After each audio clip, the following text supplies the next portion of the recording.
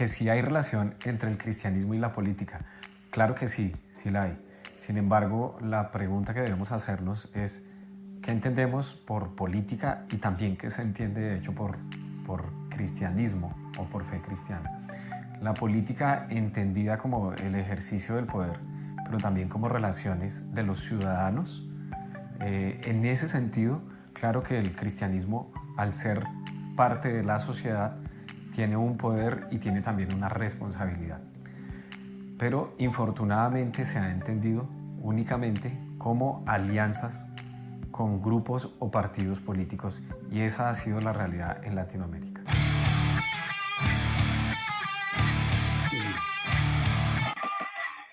Bien, vamos a cerrar esta ventana. No me está haciendo caso esta cosa. Vamos a ver. Aquí está. Bienvenido, Pastor Mario Vega, a esta transmisión de Voz de Washington Media, un canal en línea que estamos transmitiendo desde el área metropolitana de Washington, D.C. Nuevamente, pues, le repito las gracias por aceptar platicar con nosotros, ¿verdad? Y con nuestra audiencia. Usted observaba el video. El video habla sobre la comunidad cristiana, la política, las relaciones. ¿Qué reacciones le da a usted lo que dice el que se expresa ahí en el video? Bueno, muchas gracias por invitarme a este espacio y me da gusto saludar a las personas que se suman para poder reflexionar sobre diferentes puntos. Hablando sobre el video que acabamos de ver, yo creo que es muy cierto lo que dice el teólogo Santiago Espitia, me parece que era su nombre, y él mencionaba pues de que la política es las relaciones que se dan entre las personas, y definitivamente así es. La palabra política viene del griego, de la palabra polis, que como es bastante conocido, significa ciudad. Entonces la política es la vida de la ciudad. Todos estamos enmarcados dentro de la vida política porque todos vivimos y somos parte de la sociedad, ya sea de que se trate de un profesional, de un estudiante, de un joven, de una ama de casa, sea que se trate de un pastor o de un sacerdote, todos son parte de la vida de la ciudad y por lo tanto son elementos políticos. El punto esencial ahí es que no hay que limitar la vida política o el ejercicio de la política únicamente a lo que es la política partidista, que es la que tiene que ver ya con cuestiones de partidos políticos, elecciones, a cargos de funcionarios públicos, votaciones, etcétera. Eso es una parte, eso es lo que se llama política partidaria, pero la política es algo mucho más amplio en lo cual, queramos o no, estamos inmersos. Así que sí, definitivamente, como lo decía el teólogo del video, existe una relación entre iglesia y política. Es algo inevitable, es algo necesario porque la iglesia ocupa un espacio público y en el caso latinoamericano o específicamente del Salvador es un espacio público muy importante, es un porcentaje considerable de la población y por lo tanto es inevitable esa relación.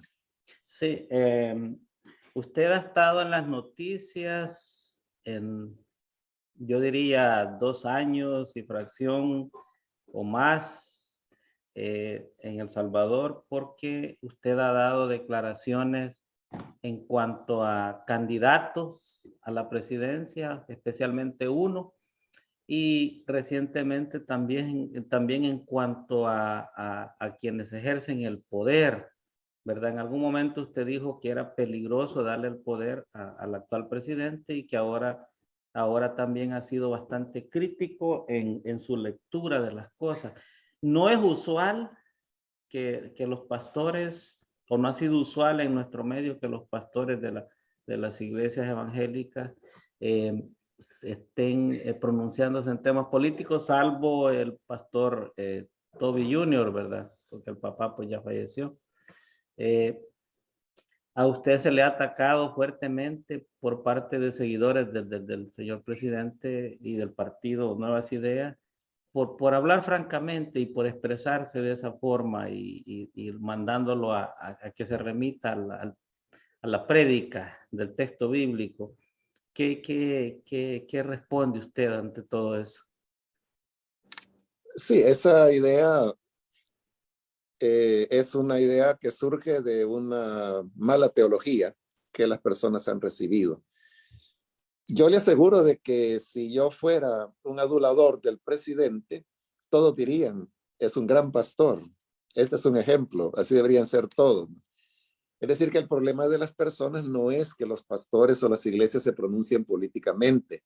El problema es cuando esa expresión va en contra de lo que son sus preferencias personales y les causan principal incomodidad cuando son opiniones fundadas, es decir, que están basadas en hechos y en datos, hechos que son fácilmente corroborables por cualquiera que desee verlo.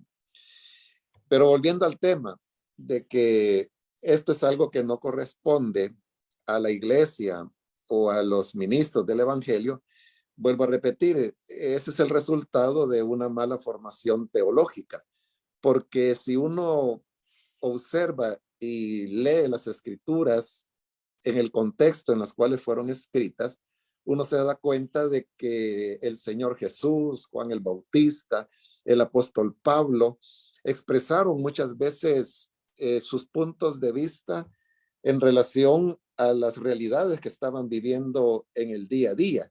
Y de hecho, la razón por la cual Jesús fue crucificado es porque se le hizo una acusación de tipo político.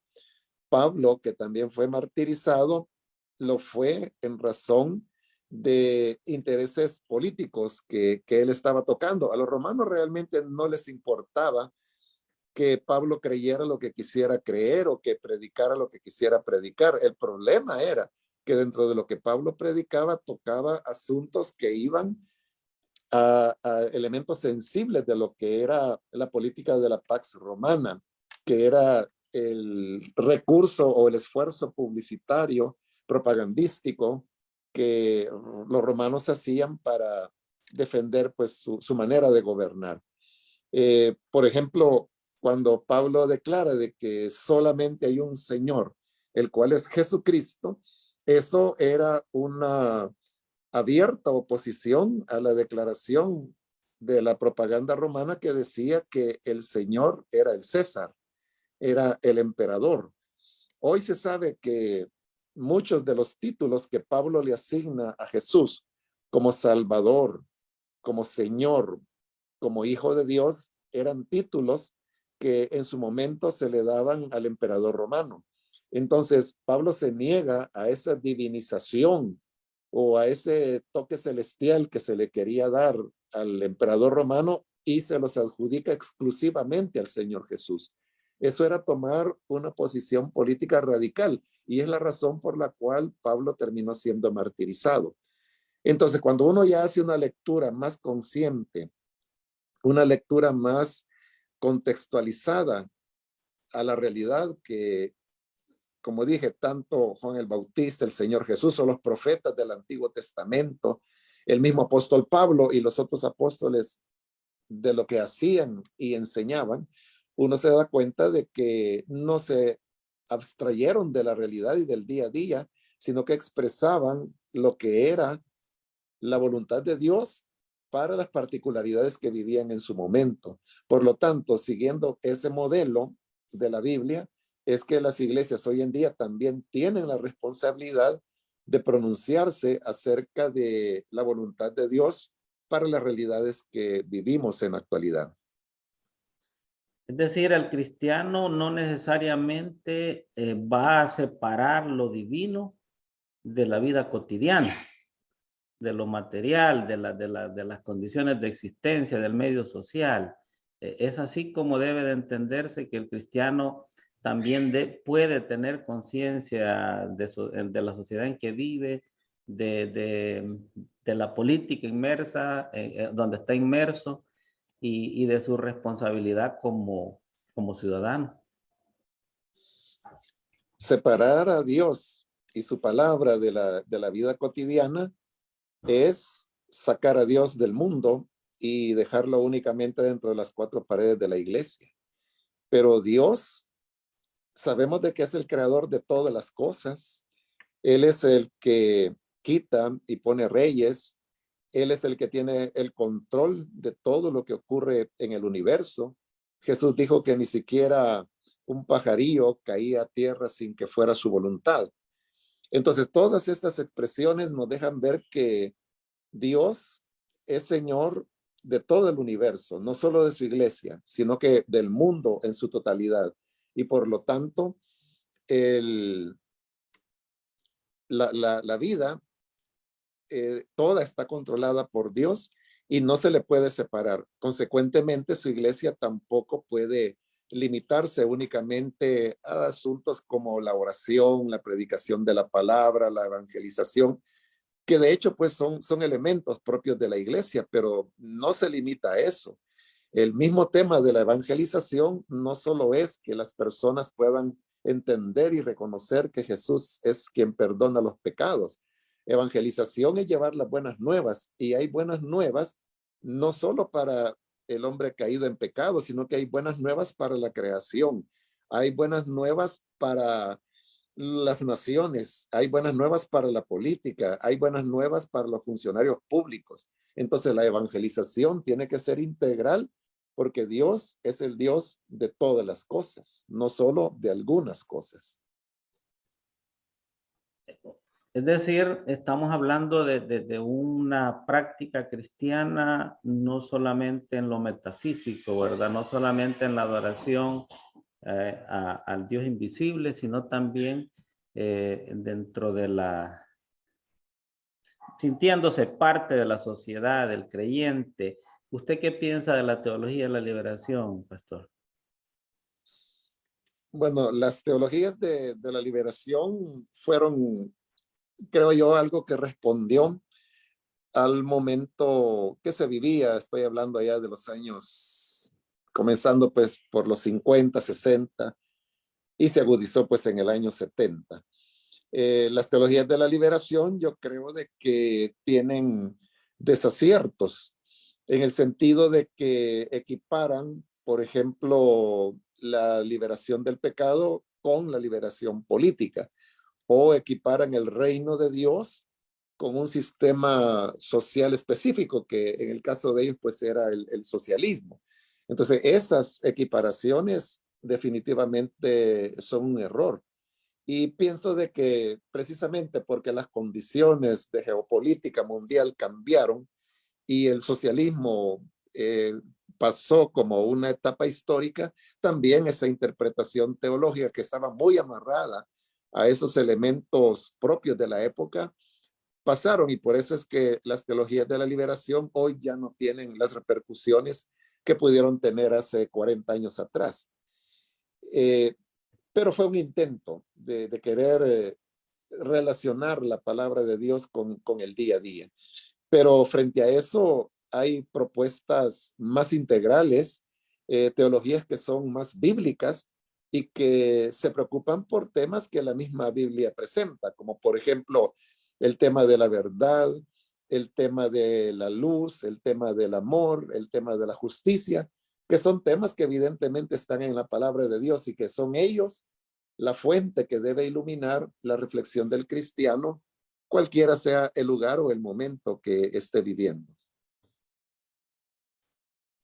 Bueno, gracias. Algunos se han conectado con nosotros. No voy a saludar con nombres y apellidos, pero dice Manny Vargas, excelente diálogo y tanto conocimiento del pastor Vega. Bueno, ya están ahí, mire, algunos dándonos la felicitación por esta plática. Decía usted hace unos minutos sobre lo del que Dios quita reyes y pone reyes. En otra parte de la escritura que algunos esgriman es que como Dios pone los gobiernos, hay que dejar que Dios los quite. Entonces, un cristiano no puede protestar, no puede eh, rebelarse, no puede hacer absolutamente nada, sino que tiene que esperar que todo venga, la solución venga pues en algún momento por decisión propia del Señor. ¿Cómo debemos de interpretar esas dos posturas? Esa sería una interpretación equivocada de la Biblia, porque si esa fuera la correcta, entonces significa que cuando Juan el Bautista, por ejemplo, supo de que el rey Herodes había tomado a la mujer de su hermano, él hubiera dicho, bueno, el Señor lo puso, el Señor lo va a quitar. Como creyente, a mí no me corresponde decir nada. Después de todo, los gobernantes todos son iguales y no van a cambiar. O sea, eso es lo que Juan el Bautista hubiera hecho si fuera correcta la interpretación que usted estaba manifestando. Pero al contrario de eso, lo que Juan el Bautista hizo fue tomar una actitud muy proactiva y comenzó a señalarle a Herodes que lo que estaba haciendo era incorrecto y le decía, no te es lícito tener a la mujer de tu hermano. El problema es de que ahí el tema no era solamente una cuestión de pecado, porque era una relación incestuosa. Pero el problema no era solo eso, sino que el hecho de que Juan el Bautista señalara de que el rey estaba haciendo algo que iba en contra de la ley, ponía en grave riesgo el equilibrio religioso y político sobre el cual el reino de los Herodes se establecía, porque los Herodes fueron reyes que habían sido impuestos por los romanos y ellos trataban de ganarse el favor de los judíos, pero tenían un problema muy grande y es de que ellos no eran descendientes del rey David. Y de acuerdo a las palabras del Antiguo Testamento, los reyes de Israel tenían que ser descendientes de David. Por lo tanto, ellos tenían que hacer esfuerzos muy grandes por presentarse como personas que no solo los romanos los habían puesto, sino que Dios también los había colocado como reyes. Desde ese punto de vista, era un altísimo precio político el que Herodes tenía que pagar cuando Juan el Bautista le hacía ver su situación de pecado, con lo cual perdían el apoyo popular que ellos querían ganar entre los judíos. Lo cual significa de que si bien es cierto, Juan el Bautista estaba haciendo un señalamiento específico de una desobediencia a un mandato de la palabra de Dios, también es cierto de que Juan el Bautista no era bobo, él sabía perfectamente las implicaciones políticas que su mensaje tenía. Y tampoco Herodías, que era la mujer del rey, no era boba tampoco. Entonces ella sabía tan perfectamente las implicaciones políticas que tenía el mensaje de Juan, que por eso es de que presionó a su esposo para que lo metiera preso y posteriormente con una jugareta logra de que también lo ejecute. Así que yo diría que con ese ejemplo bíblico queda claro de que esa interpretación de que el creyente tiene que dejar que Dios haga todo, que Dios corrija, que Dios eh, escoja uno u otro gobernante, es algo que no es consistente bíblicamente y por otro lado tampoco es consistente con la conducta de las personas, porque estas mismas personas que dicen que el creyente no tiene que decir nada, que tiene que dejarlo todo a Dios, están tomando una posición de defensa de sus gobernantes favoritos, aun cuando estos tengan todas las evidencias de corrupción, todas las evidencias de uso descarada de la mentira, etcétera. Pero como son sus favoritos, entonces están manipulando equivocadamente la palabra de Dios, como ya lo vimos, únicamente para preservar la continuación de un gobierno que les favorece a ellos o les agrada a ellos, aun cuando vayan en contra de principios fundamentales del Evangelio. Hay bastantes pastores que se plegan siempre al gobierno de turno y especialmente ahora. Es más, se dice y no lo dice la gente, sino que viene de boca del mismo presidente, que él habla con Dios. Y hay un acto en la Asamblea Legislativa que pasó el año pasado, el 9 de febrero, ¿verdad? Donde literalmente se dijo eso. No es quizás escandaloso que un político lo haga, tampoco es correcto, pero hay muchos pastores que siempre se están plegando al que está en el poder. ¿Qué tan cristiano es eso? Sí, lastimosamente así ha sido, ¿verdad? Y es lo que el video inicial que usted ponía del teólogo Spitia, quien decía que lastimosamente las iglesias en Latinoamérica han entendido la política como hacer alianzas con partidos políticos o con gobernantes. Y yo concuerdo con usted lo que acaba de decir, ¿verdad? De que normalmente las iglesias, los pastores se pliegan al poder establecido porque desean recibir algún tipo de beneficios. Estos beneficios pueden ser bien intencionados, como por ejemplo, cuando dicen es que me han prometido que van a pavimentar la calle de la iglesia, o me han ofrecido que me van a construir una pasarela, o me han dicho de que van a iluminar la calle donde está la iglesia. Entonces hay un interés que lo que se está buscando es el beneficio de la iglesia y no necesariamente el de la población. Pero otras veces los intereses no son tan sencillos como los que acabo de estar poniendo como ejemplo. Pues hay pastores que definitivamente lo que buscan son beneficios personales y los políticos son pródigos en el sentido pues de dar regalos de diverso tipo, ¿verdad? A veces, bueno, les pueden regalar desde Biblias hasta vehículos y hasta casas. Me he enterado yo de que algunos han recibido como regalo o expresión de agradecimiento de parte de los gobernantes por el apoyo que ellos les puedan mostrar.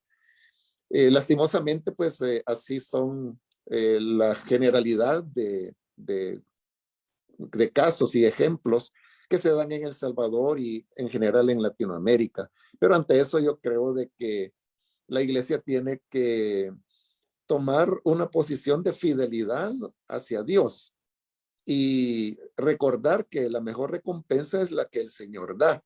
Muchas veces uno pudiera recibir el rechazo de el gobernante en turno, recibir críticas de parte de él, acusaciones y calumnias, pero no importa, siempre y cuando uno esté siendo fiel al Señor.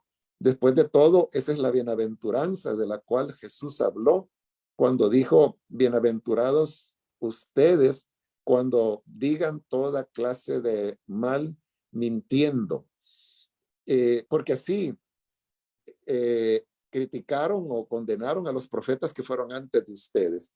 Entonces, desde la antigüedad, los profetas siempre fueron vilipendiados, acusados, ofendidos, encarcelados y hasta asesinados.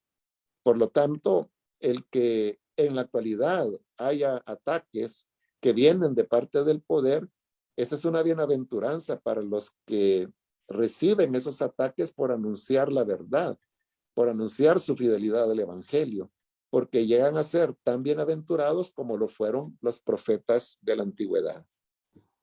Sobre ese último punto, ¿qué piensa usted de la figura de Monseñor Romero, el pastor? Bueno, yo creo que él en la época que le correspondió vivir adoptó pues una posición valiente, razón pues por la cual terminó siendo asesinado. Así que la Iglesia Católica hoy pues lo ha canonizado como santo y para el católico un santo es una persona que está representando un modelo, un ejemplo de vida que debe ser imitado. Y ese es el mensaje que la Iglesia Católica envía a sus fieles cuando les dice, la Iglesia reconoce a Monseñor Romero como un santo. Les está diciendo, esta es la conducta que quisiéramos ver en todos los católicos. Eso diría yo que es lo que ha ocurrido en el caso de él. Gracias. Cuando usted hablaba de los profetas, de los mártires, ¿verdad? De la historia de la iglesia, yo de inmediato pensé en el profeta Daniel, que no solo una vez, sino en repetidas ocasiones, se negó a, a ver al rey, ¿verdad? Primero, o mejor dicho, antes que a Dios. Eh, y pensaba en lo que usted decía de aquellos que venden, ¿verdad? Su posición como pastores para plegarse al poder.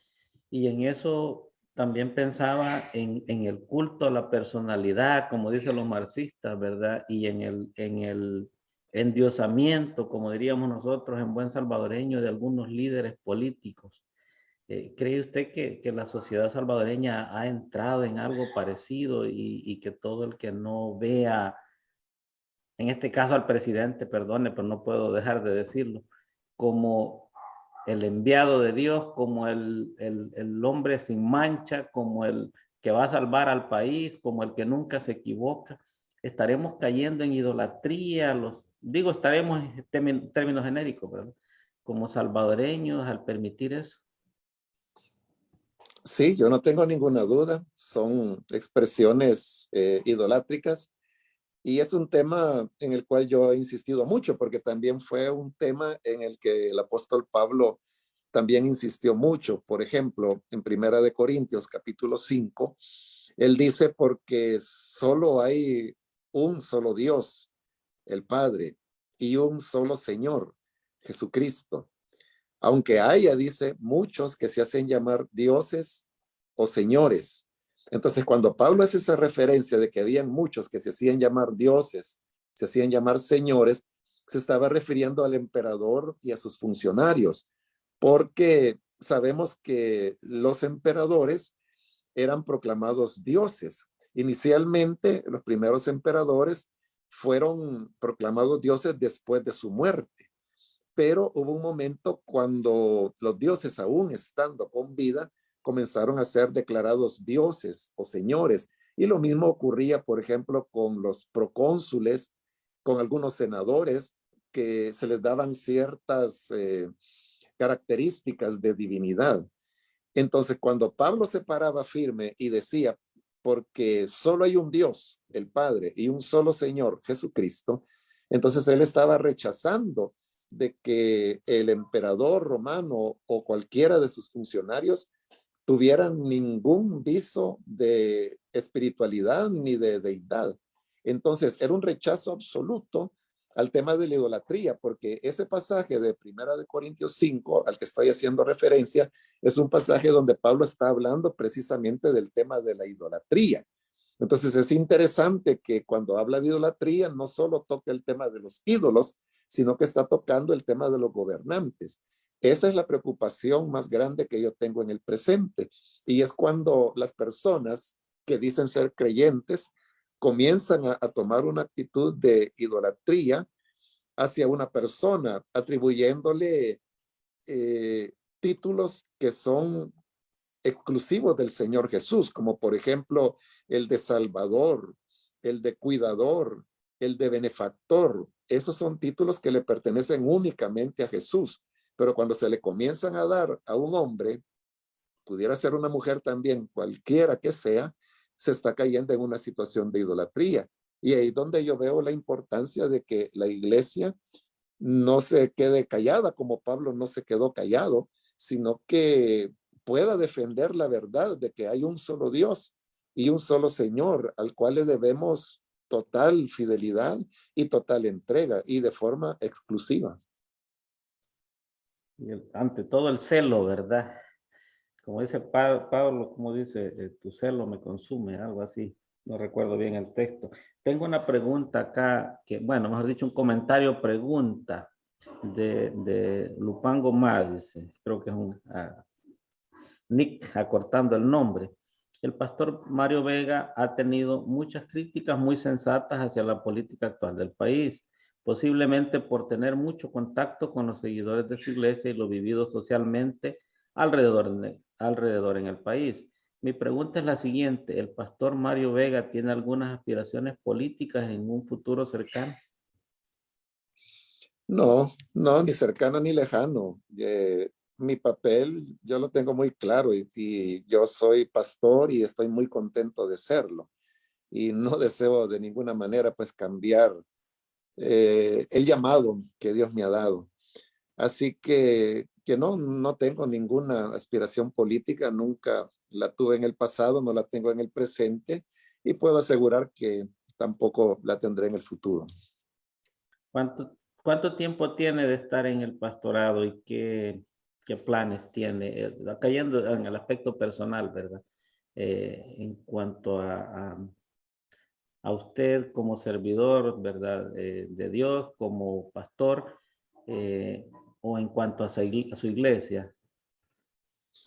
Yo tengo 41 años de haber iniciado el ministerio.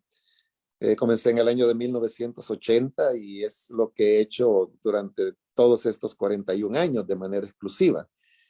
Y a futuro, pues una de mis tareas fundamentales es la de poder formar a la nueva generación que va a continuar después de nosotros, porque ninguno es eterno, ¿verdad? Nuestra vida va a terminar y tendrán que ser otras personas.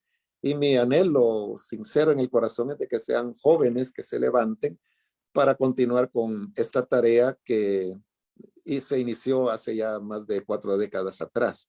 Entonces ese es mi enfoque principal.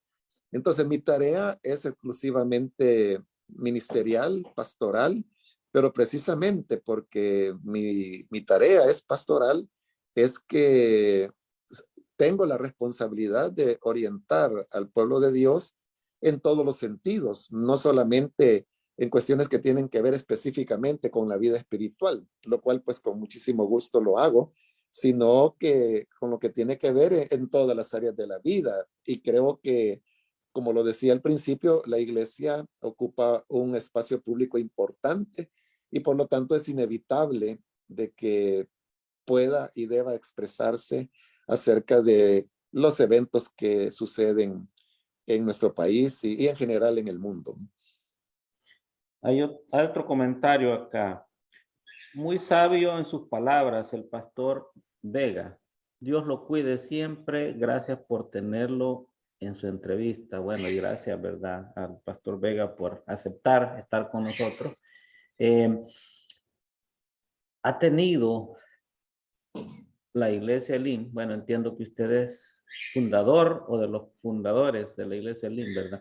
Pero todo este tiempo no se hablaba tanto, por lo menos los políticos no la mencionaban tanto, ni en este tipo de tertulia, ¿verdad?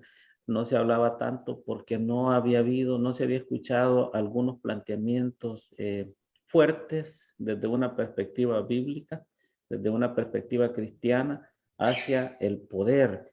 Le ha acarreado problemas personales, aparte del acoso de troles y de algunas personas que son malcriadas y que no saben interpretar las diferencias de pensamiento, o a la iglesia. ¿Ha habido alguna reacción significativa que que realmente le preocupe? Bueno, sí, ya en el pasado ha ocurrido. Lo que sucede es que las personas a veces tienen mala memoria o a veces creo yo que voluntariamente, ¿verdad? Prefieren no recordar ciertas cosas. Pero uno de los momentos más difíciles que como iglesia tuvimos que enfrentar fue durante el periodo Saca, precisamente porque él fue un hombre muy hábil para poder manejar a la iglesia evangélica, pero al menos la iglesia Lin nunca nos plegamos y ese precisamente fue el problema, que no nos plegamos a su populismo y entonces ejerció presiones muy grandes, muy fuertes en contra de la iglesia. Todo esto pues está documentado y se nos llevó a un punto en el cual yo diría de que la iglesia Elim prácticamente había quedado sola porque en esa habilidad que él tenía para trabajar a los evangélicos, había logrado conquistar, yo no diría todo, ¿verdad? Pero sí amplios sectores muy mayoritarios del pueblo evangélico. Tristemente, en el año 2008 es cuando se produce la que se conoció como la tragedia de la colonia Málaga, en donde pues hoy se sabe de que precisamente por la gran corrupción que hubo en ese gobierno, las obras de mitigación no fueron completadas en la zona y eso produjo el fallecimiento de 32 personas que iban en el bus que volvía del culto de la iglesia. Entonces, cuando ocurre esa tragedia, causa un impacto tan grande en el pueblo evangélico que ahí es cuando las personas como que despertaron a la realidad, entonces frente a qué gobierno estamos y entonces qué es lo que el lugar que al evangélico le corresponde ante la situación. Entonces la tragedia fue toda algo muy lamentable, pero el elemento ayudó a equilibrar el desbalance, diría yo, que había en ese momento entre las iglesias evangélicas y fue lo que nos permitió poder sobrevivir a ese periodo. Posteriormente vienen los gobiernos del Frente, son 10 años de gobiernos del Frente donde yo creo que ahí las personas pues digo, pues los que quieren recordar, ¿verdad? Hay unos que no lo quieren recordar, pero los que quieren recordar o los que quieran ir a los periódicos sabrán pues de que yo tuve siempre una posición muy crítica hacia el tema del manejo de la seguridad. Y cuando las cosas se pusieron más difíciles en el año 2015, también yo fui muy crítico porque eran personas, estamos hablando de vidas humanas las que se estaban perdiendo. Entonces, esa agudización de la contradicción llegó a ser tan aguda que en el año 2015, en el mes de agosto, bueno, en realidad fue en el mes de febrero cuando yo recibí amenazas de muerte porque se me amenazó por parte de los héroes azules por las posiciones críticas que yo tenía hacia las ejecuciones extrajudiciales que se estaban dando. Pero el escándalo vino a estallar extrañamente hasta en el mes de agosto, varios meses después. Entonces, en agosto se convierte en titulares en las primeras páginas de los periódicos y como digo, los que piensan que estoy mintiendo, pues simplemente vayan a revisar las portadas de los periódicos de agosto de 2015 y ahí lo verán donde llegó pues hasta ese punto. De tal manera pues de que hoy en día haya personas que inventen cosas y que digan lo que quieran decir a través de redes, pues no es nada, porque pues yo vengo de recibir amenazas a muerte y aparte pues del otro periodo crítico que como dije se vivió durante la presidencia Saca, de manera pues de que esto no es algo nuevo, ¿verdad? Sino que la iglesia siempre ha tratado de ser, como dije, fiel al evangelio y a señalar los diferentes momentos. Esa gente que dice, y antes, ¿por qué no decía nada? O es gente que nació ayer, o es gente que no lee los periódicos, o es gente que definitivamente no quiere recordar las cosas que estoy mencionando. O que mienten deliberadamente. Están mintiendo, sí, así es. Porque yo he leído cosas como que usted es un afiliado o no afiliado, pero que es uno del FMLN y que por eso ahora está molesto y hasta sacan algunas fotografías poniéndola a la par de alguien del partido, de algunos de las caras conocidas y no necesariamente de dirigentes. ¿Negaría usted vinculación con algún partido político y especialmente con el FMLN? Totalmente. Yo he sido muy crítico, incluso digamos de aquellos pastores que renuncian a ser pastores para poder afiliarse a partidos políticos, porque la Constitución que hoy pues la quieren cambiar establece que los ministros de culto no podemos ser miembros de partidos políticos, no podemos hacer propaganda electoral y tampoco podemos ser propuestos para cargos de elección popular. Y yo toda la vida dije que aún si la Constitución no lo dijera, esas deberían ser por ética las características para todo ministro del Evangelio. Y eso lo he dicho por décadas. Por lo tanto, sería ridículo que si yo mantengo esa posición, ahora se venga a decir de que yo tuve algún tipo de filiación. En cuanto a las fotografías, cada una tiene un contexto. Eh, no sé, yo tendría que ver, pues, porque como pues, a mí me han tomado muchas fotografías en diferentes momentos, con diferentes personajes políticos de diferentes partidos, es decir, no pueden eh, tratar de relacionarme simplemente con un partido. Pero cada fotografía tiene su momento, algunas fueron tomadas hace muchos años atrás, otras son mucho más recientes, pero yo tendría que ver cada fotografía para poder explicar qué era lo que yo estaba haciendo ahí, quién fue el que me invitó, qué era lo que se estaba haciendo. Y esto no necesariamente es muestra de una afiliación, porque eso pues sería totalmente absurdo. De hecho, pues hay fotografías donde yo estoy con el que ahora es presidente Bukele, ¿no? Cuando él era alcalde, por ejemplo, hay fotografías donde yo estoy al lado de él. Pero si esa fotografía se va a utilizar para decir que yo soy amigo de él o que estoy afiliado al Partido Nuevas Ideas, pues sería tan ridículo como los que dicen que yo estoy afiliado al Frente porque aparezco al lado de un personaje del partido FMLN o al lado de un personaje del partido Arena o que lo fue en el pasado y que por eso se venga a decir que tengo simpatía, no soy parte de ello, ¿verdad? Es una cosa totalmente absurda. Bueno, sobre ese mismo punto de los partidos, usted dice, y lo ha dejado claro, no está de acuerdo con que un pastor, con que un ministro, como le llama la escritura, ¿verdad? Deje su labor cristiana para entrar en la política. Así lo entendí, si no, pues me corrige. Pero, ¿qué piensa, por ejemplo, acá en Estados Unidos?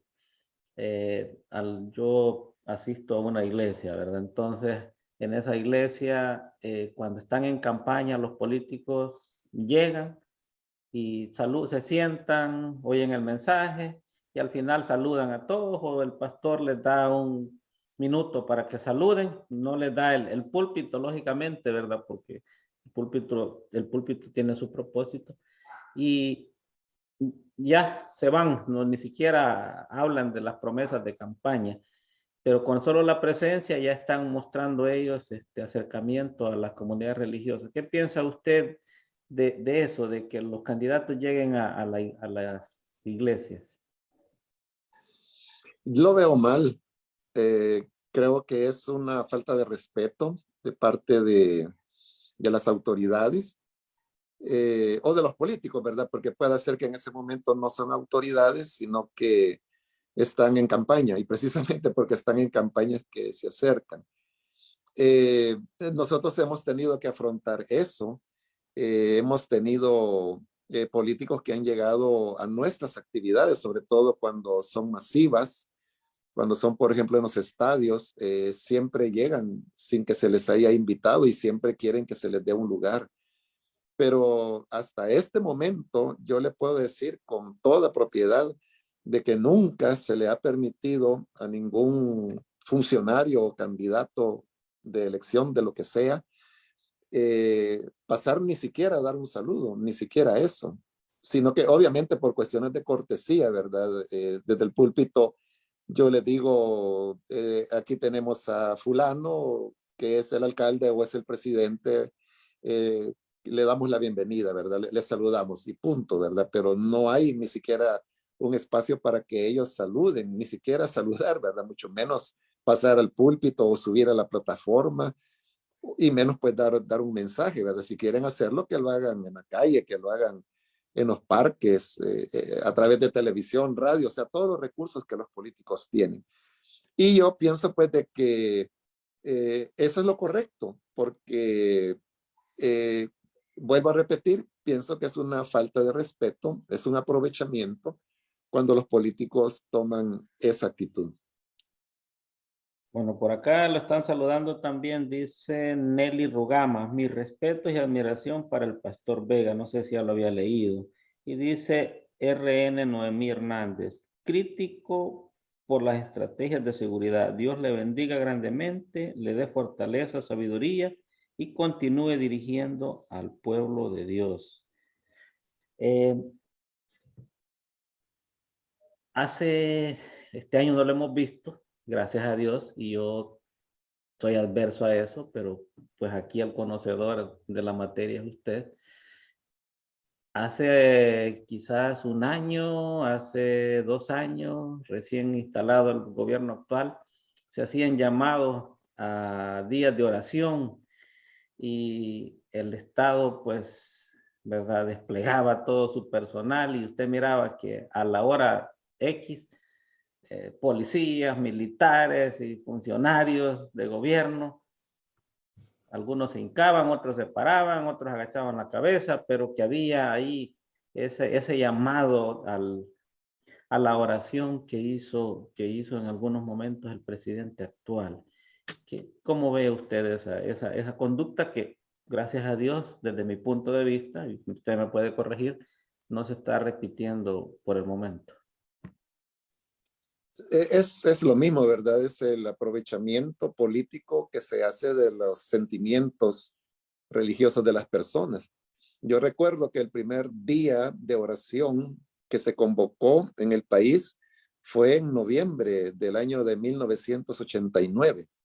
Fue un par de semanas después del asesinato de los sacerdotes jesuitas. Como el asesinato fue el 16 de noviembre, entonces probablemente fue en los últimos días de noviembre o primeros días de diciembre, porque precisamente el asesinato mostró de que en El Salvador había persecución religiosa, y para contrarrestar ese tema, ese señalamiento de la persecución religiosa, fue de que el presidente Cristiani, que en esa época era el presidente, convocó a un día nacional de oración que lo hizo en el centro de gobierno y donde principalmente quienes participaron fueron evangélicos. Era como una manera de contrarrestar, pero ahí tenemos, ¿verdad? Es el uso político de la religión para buscar un beneficio de carácter político, y en ese caso más que todo pues era internacional. Entonces yo obviamente no tengo nada en contra de la oración, pero como el Señor Jesús lo enseñó, la oración es una práctica privada. Los creyentes pueden ponerse de acuerdo para orar por peticiones específicas. La Biblia sí lo enseña, pero ya utilizar el culto o utilizar las iglesias, utilizar las actividades masivas como las que mencionaba anteriormente en los estadios, o utilizar el tema de oración con intereses puramente políticos, yo creo que es irrespetuoso y es una falta de consideración para la religiosidad de los salvadoreños. Sobre ese mismo tema, pastor, allí se nos viene a la mente cuando se habla del gobierno, el Estado, la iglesia, la oración, etcétera, lo que es la separación iglesia-Estado. ¿Estaría usted de acuerdo con esa separación en alguna medida o tiene una postura un poquito más tajante? No, yo soy de la idea de que debe existir una separación entre iglesia y Estado, porque esa separación fue la que permitió que el evangelio llegara al país.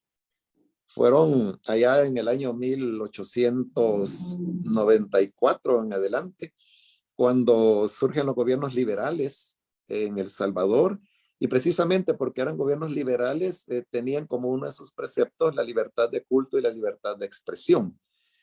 Y también proponían la secularización del Estado. Eso fue precisamente lo que abrió la ventana para que el evangelio pudiera llegar a nuestros países. Si no hubiera sido así, el evangelio nunca hubiera podido entrar a El Salvador. Lastimosamente, estas lecciones históricas o son desconocidas o han sido olvidadas por la iglesia evangélica. Y yo creo que siempre que las iglesias quieran tener parte en el Estado o en las funciones públicas, van a haber más pérdidas que ganancias. Entonces la historia en todos los países lo enseña así, y por lo tanto yo soy de la idea que debe existir una separación. Y del ecumenismo, ¿qué piensa? Las iglesias cristianas evangélicas se caracterizan por pelear, ¿verdad? Por su marca, por pelear o por poner posiciones bien definidas en cuanto a su denominación. Pero el ecumenismo va un poquito más allá. ¿Cómo lo ve usted? Sí, hay que separar lo que, digamos, es el ecumenismo cristiano, porque cuando, por ejemplo, iglesias de diferentes denominaciones se unen para esfuerzos comunes, como por ejemplo las alianzas evangélicas que hay en muchos países. Las alianzas evangélicas no son de una denominación, sino que son de multiplicidad de eh, iglesias o denominaciones cristianas, en ese caso pues evangélicas, que se unen. Ese es un esfuerzo ecuménico. Pero hay otros esfuerzos que son un poco más amplios. Por ejemplo, aquí en El Salvador, y menciono El Salvador pues porque es lo que yo conozco, existe lo que se llama la mesa de iglesias. En las mesas de iglesias ya no solamente hay iglesias evangélicas, sino que también hay ya iglesias de tradición protestante, como por ejemplo iglesia anglicana, iglesia luterana, en donde, y hay también iglesias evangélicas. Entonces ahí ese también es un esfuerzo económico, ecuménico, perdón, y que ya es un poquito más amplio. Entonces yo creo que la complicación principal que el evangélico tiene es con el ecumenismo, que ya es un poquito más universal, digamos, que es aquel en donde reúne expresiones cristianas, pero también de otro tipo, como por ejemplo budistas, musulmanas, eh, incluso pueden haber participación de ciertas sectas como testigos de Jehová, mormones. Existen esfuerzos de ese tipo. Entonces creo que ante ese ecumenismo que ya casi llega pues a un universalismo, incluso hay animismo dentro de estas expresiones, ahí donde yo creo que ya el evangélico tiene reticencias y creo que tiene razón en poder tener ese tipo de limitación. Por acá lo están saludando nuevamente Leonel Caleb. Pensaba en otro Caleb, qué bueno que no. Maestro Vega, un hombre cuerdo y el Dios del cielo le ha dotado de conocimiento para alabanza de su gloria. Qué bonito comentario, mire. Volviendo a lo que hablábamos al inicio, pastor, usted decía de que el cristiano no necesariamente debe de abstenerse de participar en política, y más adelante nos agrega que donde usted ve problema es que el pastor o los ministros, ¿verdad?, de culto, dejen su labor para involucrarse en política. ¿Por qué? O sea, pareciera una contradicción. El creyente, el feligrés, el asistente, el hermano puede, pero el líder no puede o no Sí, debe. sí. Antes quiero agradecer a todas las personas que están escribiendo y por sus saludos. Aprecio muchísimo sus palabras y sus saludos. Para mí son muy importantes. Ahora, en relación a la pregunta, sí, exactamente, es así como usted lo ha dicho. Yo creo de que es diferente la posición que tiene un cristiano que no es pastor o que no es ministro del evangelio a la que sí tiene el ministro, y la diferencia es esta. Por ejemplo, en la iglesia en la cual yo soy pastor, o sea, yo estoy muy consciente de que la mayor parte de miembros son pro gobierno en la actualidad. Es decir, son pro nuevas ideas, ¿verdad? Y yo en esto pues no me engaño. Yo tengo claridad absoluta de que la mayor parte de los miembros de ELIN votaron por Nuevas Ideas y creo que lo volverían a hacer, por ejemplo, si hoy o mañana hubieran elecciones. Entonces, el problema es de que siendo así las cosas, yo no puedo tomar una posición política partidaria, porque al hacerlo, entonces voy a dañar a una parte de la congregación. Hablemos suposiciones, ¿verdad? Digamos, bueno, me quito yo de ejemplo y pongo, digamos, un pastor tiene una iglesia y este pastor decide, por ejemplo, afiliarse a Nuevas Ideas. Entonces, al hacerlo, habrán sectores dentro de su iglesia que no están contentos con Buenas Ideas. Entonces, ¿qué va a hacer? Va a dañar a ese sector de la iglesia. Ahora, por el contrario, si se afiliara, por ejemplo, a Arena, va a dañar a los sectores que no son pro Arena. Y así sucesivamente, puede ser cualquier partido. Entonces, esa es la razón por la cual un pastor no puede tener participación en política partidaria, porque va a causar daño. Y el ministro, el pastor es llamado a cuidar de las ovejas, a atenderlas. Pero cuando toma una posición partidaria, inevitablemente va a dañar a alguien. La diferencia es con el miembro, porque el miembro no tiene esa responsabilidad. Y ahí es donde yo veo que el miembro tiene obligación de participar en política porque es la única manera en que se va a cumplir con la gran comisión de llevar las buenas nuevas del evangelio a todas las naciones. Y la política es parte de la vida de las naciones. Por lo tanto, los creyentes, estoy hablando de los que no son ministros, ellos deben cruzar la frontera de la política para llevar las buenas nuevas en el campo de la política. Y cuando digo llevar las buenas nuevas, no me estoy refiriendo a ir a enseñar de que Jesús es el Salvador y que Él perdona los pecados, porque eso a lo mejor los políticos, por el mismo hecho de ser políticos, lo conocen, sino que me estoy refiriendo a llevar buenas nuevas en el sentido de que se puede ejercer la política de una manera diferente. Se puede ejercer la política con honradez, con transparencia, con apego a las leyes, con apego al respeto a los otros poderes del país o del Estado, y que se puede ejercer en apego a la palabra de Dios. Entonces, eso es algo que todavía no lo hemos visto en nuestro país. No se ha hecho, o por lo menos no se ha hecho de manera significativa. Entonces, esas buenas nuevas del ejercicio de la política en total integridad y honestidad es la buena nueva que los creyentes deben llevar al mundo de la política, porque hay muchos evangélicos que están ejerciendo cargos públicos hoy mismo. Si las personas pudieran saber de los que hoy son diputados, cuántos de ellos profesan ser evangélicos, se sorprenderían. Pero la gran pena es de que están ahí y no están haciendo algo diferente de lo que todos han hecho. Entonces, el hecho de que sean evangélicos no está marcando la diferencia.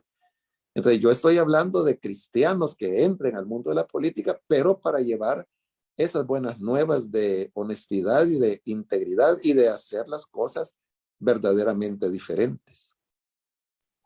Es prácticamente el testimonio de este hermano que participa en política, ¿verdad? En otras palabras, dice Lorena Hernández, saluditos. Y tenemos a Cristi Serrano, es el único pastor que siempre nos ha dicho la verdad. Lástima, el pueblo cristiano está dormido. Inés Tomasino, saludos al pastor Vega y su persona. Me gusta cómo se expresa el pastor. Ronald López, saludos pastor Mario Vega, está en lo correcto, pastor, no tienen que meterse en política, dice. Tenemos otro comentario.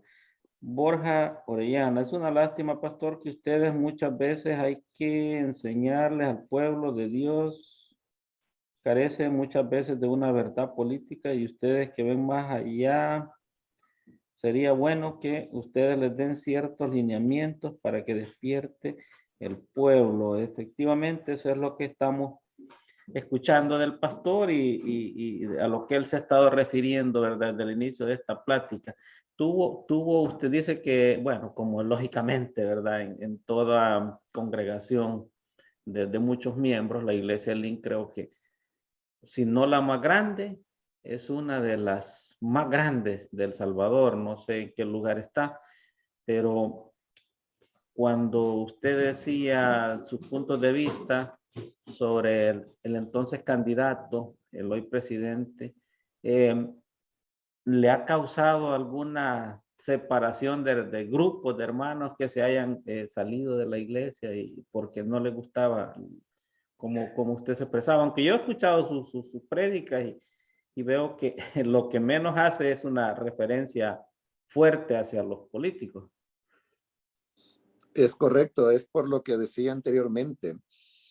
Eh, Cuando yo predico, estoy predicando a la congregación y yo sé que en la congregación hay de todo y que ellos han llegado para escuchar la palabra de Dios, ¿verdad? Por lo tanto, no puedo yo salir con un discurso diferente. Ahora, yo lo único que hago es que escribo artículos de opinión en uno de los periódicos principales del país. Lo hago porque ellos me invitaron en el año 2008 a hacerlo. Entonces, allí obviamente yo no estoy escribiendo temas puramente religiosos, sino que es donde allí encuentro el espacio para que la iglesia pueda cumplir su papel de ser luz en un mundo que no conoce el Evangelio de Cristo y que no lo vive en diferentes dimensiones. O, por ejemplo, cuando me invitan a espacios como este que tenemos en este momento. Yo lo que hago es responder a las preguntas que me formulan. Es decir, si a mí me hicieran preguntas específicamente de la Biblia, de temas sobre la oración, del perdón de pecados, pues eso respondería yo. Pero los periodistas lo que desean escuchar son otras cosas, son otros temas. Entonces, como eso me preguntan, eso respondo yo. Entonces, yendo a la pregunta que usted me hacía de que si hay personas, grupos que se han retirado, hasta donde yo sé, no, yo no tengo conocimiento de personas que se hayan retirado, ni siquiera de familia, ¿verdad? Con lo cual no quiero decir que no haya, probablemente pues haya alguna persona que se sintió inconforme y que dice, no, pues yo me voy a ir a otro lugar donde alaben a mi candidato favorito, ¿verdad? Bueno, está en total libertad esa persona de hacerlo, ¿verdad? Pero como usted mismo lo ha dicho, la iglesia es tan numerosa que eh, uno no se da cuenta. Es decir, es muy difícil saber si hay personas que se quedan o se van. Lo que sí yo le puedo decir es de que en las redes sociales que la iglesia utiliza, por ejemplo, para transmitir los mensajes, las predicaciones y donde también reproducen los artículos de opinión que escribo, lo que se ha ido produciendo es un incremento. Cada vez hay más y más personas que se van sumando como seguidores o como personas que leen o escuchan las publicaciones que se hacen. Ahí sí uno lo puede saber porque los mismos sistemas pues permiten conocer cuántas personas, cuántas vistas tiene, por ejemplo, una publicación. Pero ya en la vida diaria, digamos, en una congregación de docenas de miles de personas, es difícil saber quién viene, quién va. Sí, tenemos aquí otro comentario. Antonio Baños, me gusta mucho su predicación, su coherencia de sus posiciones. Yo soy católico y quiero preguntar, ¿cuál es la relación de la iglesia de Lin con la iglesia católica? Bueno, la relación es exactamente como esta que usted está mencionando. Eh, el oyente no es una excepción. Muchísimas personas me dicen exactamente las palabras que él acaba de decir. Soy católico, pero me gusta escuchar sus predicaciones. O a veces me dicen, soy católico, pero tengo esta pregunta. Entonces, yo creo que hay muchas personas, por ejemplo, en las redes sociales de los perfiles que la iglesia tiene, a veces hay comentarios y veo que hay personas que de fotografía lo que tienen son estampas a veces de la Virgen María, a veces de Jesús, a veces de un santo o una santa. Entonces con eso yo identifico que es una persona católico. Entonces hay ese tipo de relación. y sean pues bienvenidos. Yo me siento muy honrado cuando tienen esa confianza de escuchar, porque creo de que se trata de un tema de confianza. Y por esa razón también es de que yo tengo mucho respeto. No van a escuchar de parte mía expresarme de manera peyorativa en relación a la Iglesia Católica o a los sacerdotes, ¿no? Porque entiendo las sensibilidades de las personas y de lo que se trata es de que conozcamos más de Dios y de su palabra y no pues que estemos en una labor estéril y de confrontación que ya demasiada confrontación tienen nuestros países. Mire que no me imaginé yo que tenía tantas personas que lo respetan en esta página nuestra, ¿verdad? Porque es una página de contenidos 90% políticos. Dice Montejo Salazar Yenil, Daniel, ¿qué piensa el pastor Vega sobre el fanatismo de los salvadoreños hacia el presidente? Al inicio, Yenil, él nos exponía un poco con relación a una pregunta que se le hacía. Bueno, de repente él nos vuelva a hacer énfasis en el punto. Dice García Oscar, muy buen análisis. Veo cómo el gobierno de Nayib Bukele está trabajando con odio en el corazón.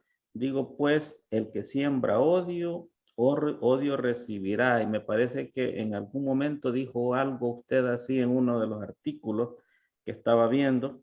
Y tengo otra más, porque ya no quiero abusar de su tiempo. Dice Borja Orellana, pastor, lo admiro mucho por su gran análisis y lo bueno que usted trata de hacer análisis político y bien cantado, bien centrado el análisis. Me cuesta ver a veces. Respuesta a los comentarios, pastor.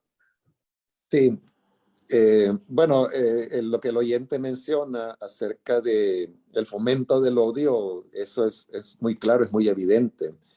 Y es una pena, es una lástima, porque siendo El Salvador un país tan violento, con una epidemia de violencia desde hace ya más de 30 años, creo que sembrar odio y fomentar odio es una de las peores cosas que se pueden hacer.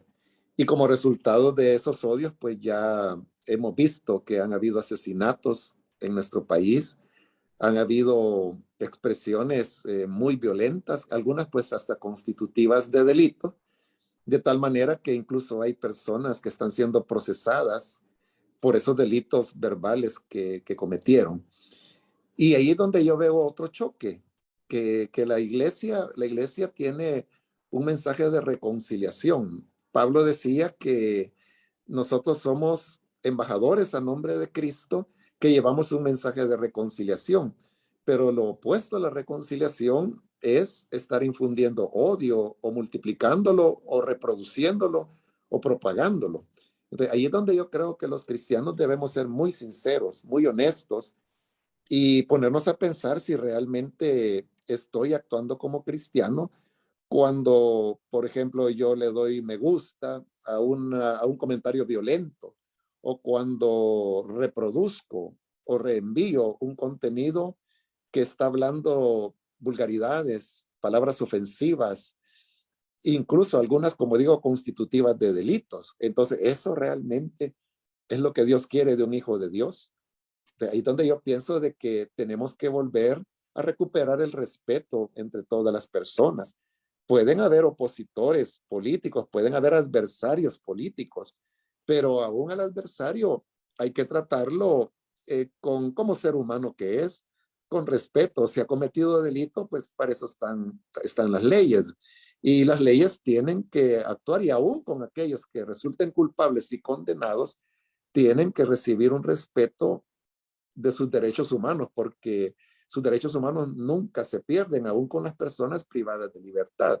Entonces, en cualquiera sea la condición, yo no veo que haya espacio para el odio o para la humillación de las personas.